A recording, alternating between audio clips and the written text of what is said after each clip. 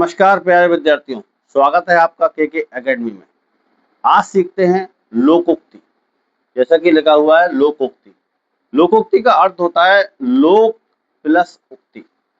उक्ति वह होती है जो लोक में प्रचलित हो। लोक का तात्पर्य है समाज में। समाज में जो बात प्रचलित होती है उसको लोकोक्ति कहा जाता है। और श्रोता के हृदय पर, श्रोता होता है सुनने वाला, श्रोता के हृदय पर सीधा गहरा प्रभाव डालती है, यानी कि सुनने वाले के हृदय पर सीधा प्रभाव डालती है। लोकोक्ति लोगों के अनुभव पर आधारित होती है। जैसा कि उनको अनुभव होता है, समाज में जो बात वो सुनते हैं वही वो बोलते हैं। लोकोक्तियों का प्रयोग सामान्य अर्थ में न करके विशिष्ट अर्थ में किया जाता है। विशिष्ट का तात्पर्य विशेष अर्थ में इसका प्रयोग किया जाता है। और इसका महत्व क्या है, महत्व भी जान लेते हैं। महत्व होता है लोकोक्ति में युग युग से संचित ज्ञान को संक्षेप में कहा जाता है। युग युग से का तात्पर्य है कि बहुत प्राचीन ज्ञान भी जो होता है उसको भी संक्षेप में छोटे अर्थ में उसको कहते हैं। दूसरा है लोकोक्ति में अनेक प्रकार के सत्य निहित होते हैं। इसमें जो बात कही जाती है वो सत्य पर आधारित होती है। लोकोक्ति में सामाजिक जीवन का अंश सदैव विद्यमान रहता है। सामाजिक जीवन का तात्पर्य है कि समाज में जो घटनाएं घटित होती हैं, समाज में जो व्यक्ति के साथ होता है वही लोकोक्ति बन जाती है। और कुछ उदाहरण के माध्यम से समझते हैं आगे। कुछ उदाहरण के माध्यम से समझते हैं। जैसे कि पहला उदाहरण है अधजल गगरी छलकत जाए।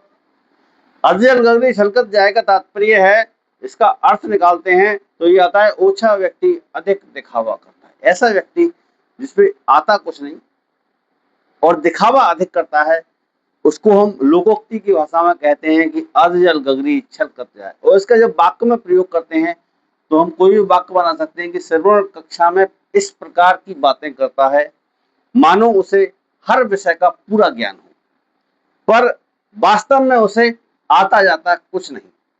जैसे कि अधजल गगरी छलकत जाए।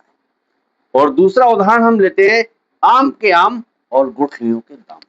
यानी कि हमने आम भी खा लिए और गुठलियों के दाम भी प्राप्त कर लिए खाने के बाद।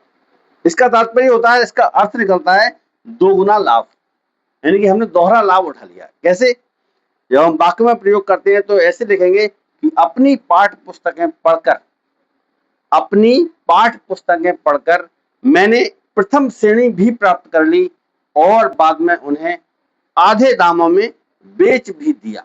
इसको कहा जाता है आम के आम और गुठलियों के दाम। अगला उदाहरण देखते हैं। अगला उदाहरण है खोदा पहाड़ निकली चुईया।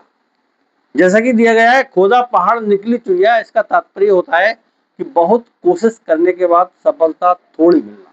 हमने किसी काम के लिए बहुत ज्यादा मेहनत की और हमें सफलता थोड़ी मिली तो हम उसको प्रचलित भाषा में कहेंगे खोदा पहाड़ निकली चुईया।